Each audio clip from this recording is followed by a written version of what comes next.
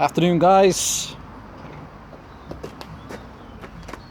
Right, have a beautiful saw to show you, if heavily flawed at the same time, and only flawed because, you know, regrettably it was, I was told it was dropped. So screw that on quickly, do it in the right order if I can. So this is a Stihl 075 AV, same clearance and iconic saw. Is it 111 or 113 cc's?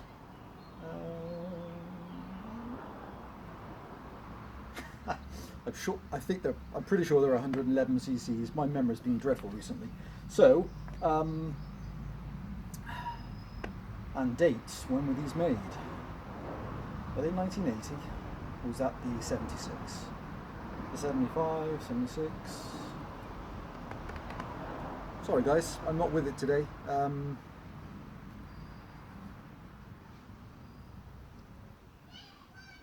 not 77. 75, 74, 1980. Maybe the 76 is 80. Maybe this is 75 or 74. Something like that. Alright, and I'm pretty sure that the 111s make, I think the 75s they quote 6 horsepower, and the 76s, which were a few years later, I'm sure that's a 1980 saw. I should know as well because I have one. I'm going to say they're from 1980, and I think they list those as 7 horsepower, give or take. Okay, so this one's had an unfortunately been dropped. It's broken a lug off of the rear housing here, or the rear handle. But the great thing about these early Stihl professional forestry saws is they're kind of all modular construction from and you know, they're all magnesium alloy, so fully adjustable chain oiler, and it's all components which you can replace, like the heat shrink or heat shield for the exhaust. I can barely speak today, I don't know what's going on. To this back handle assembly, which just comes underneath the engine, and that bolts on separately, just as does the outside of the fuel tank, then the inner part of the fuel tank. So yes, it's broken there. It has a little break as well on the inside edge, which I think had a lug for the second exhaust mounting, although, you know, the exhaust is on, feels firm and feels good. More frustratingly, it is broken on the inside of the tank. So where there's 2 lugs, as it's been hit, those bits have broken off, and so now the front screws no longer hold. So the tank doesn't have a leak, but that inside piece would definitely need replacing, because it, if you try to pull the engine over, it twists and it would just snap off. Okay, and so other things which are to be aware of with the saw. Let me take the side cover off and show. I'll do 2 things as well because it's interesting. So, oh, that's the locking nut missing. So, side cover, lovely condition. Let me put that there. Let me get the camera. I'll do a little walk around, show which bits I've been told are missing, and then I'll take the side cover off and show the flywheel, pause the video, and I'll show that she actually has a spark. So this is the electronic ignition version. So the gentleman said that before the dropping, that's nice, all original nuts and bolts, and looks in really nice condition. Here's the little clutch cover plate. So he had bought a, it's going to come off for me or not, a replacement clutch, and so the clutch was loose when I picked this saw up, but the needle roller bearing that sits in behind is not in, so I just screwed it together loosely so people will know which bits are here and which bits are not.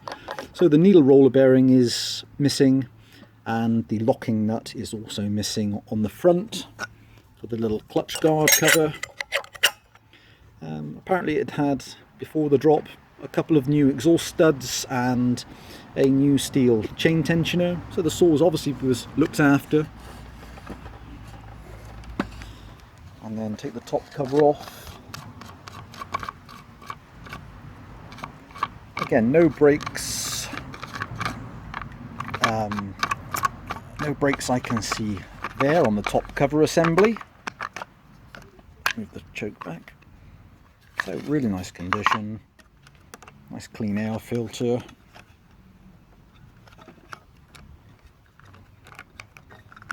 It's going to be a day of struggling today, guys. I can't seem to disassemble things one-handed as normal. Okay, so all very, very clean. Original switches appear to be present. So the actual top handle assembly in good condition. Throttle lock working. The inner AV mount apparently had been recently replaced. Switch the saw around. Handle, good condition. Bottom AV mount looks good. Felling spike, lovely. And from the front of the engine you can see that just doesn't appear to have done much work. Manual oiler. And then love these on this engine, like the 051. Adjustable chain oiler as well over here. And all the way around to this side. So bottom corner broken out from the inner tank cover, so no longer supports it, and on the inside edge as well the backing mag alloy has broken away, so the screw doesn't retain it at the top either. The outside of the tank all looks good, and okay, what I'm going to quickly do is pause the video. I will remove the side cover and show inside, show the pull start mechanism, and hopefully I'll use my electric driver and just show that the electronic ignition is actually producing a spark. Back in a minute, guys. Hi guys, okay, I'm back, and so here is the inside. Fortunately, the flywheel has not suffered any damage at all. All looks really, really clean. Apparently I was told it had new vac line and new fuel lines, and it just looks really very, very clean. But again, can't let that sway things, because I've seen really clean saws and they've been absolutely rubbish. So just showing it as I see it, really. Okay, front mount looks really, really good. And the inside of the fuel tank. So it's, oh, 1 second guys, visitor, stay there. Hi guys, sorry, just had a delivery. So, can't quite remember where I was, but the inside then fuel tank has suffered a break in this corner, which has a retaining bolt hole, which is obviously missing. And there, the back of the retaining housing, which holds the edge of the screw, that's also snapped away. So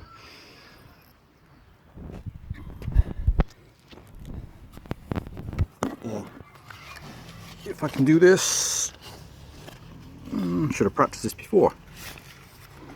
It's going to be difficult. Okay, so see the legs coming out on the pull start, the springs working, so all of that appears to be intact and working. And then back to the engine. So really clean engine. There's this brake on the back left lug in detail. There's the decompression valve for the engine. Right, I don't know how well this next bit's going to go. I'll put the drill driver on and I'll hopefully show, he says, maybe, see if I can show this sparking.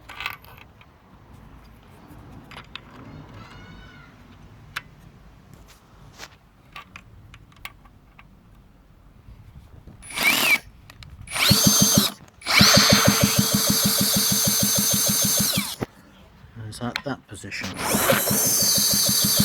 Hang on guys, drill driver in the wrong position. Let's try again. Oh, okay, here we go.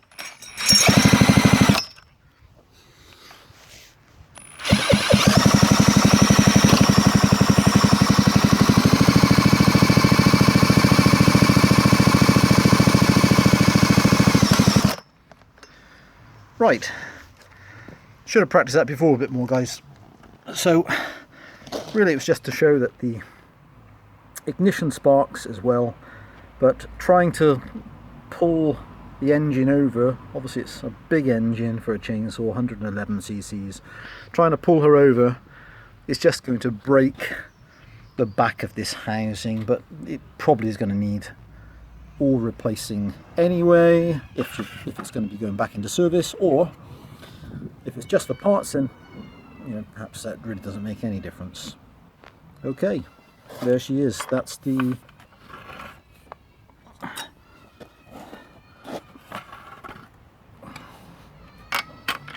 Stihl 075 AV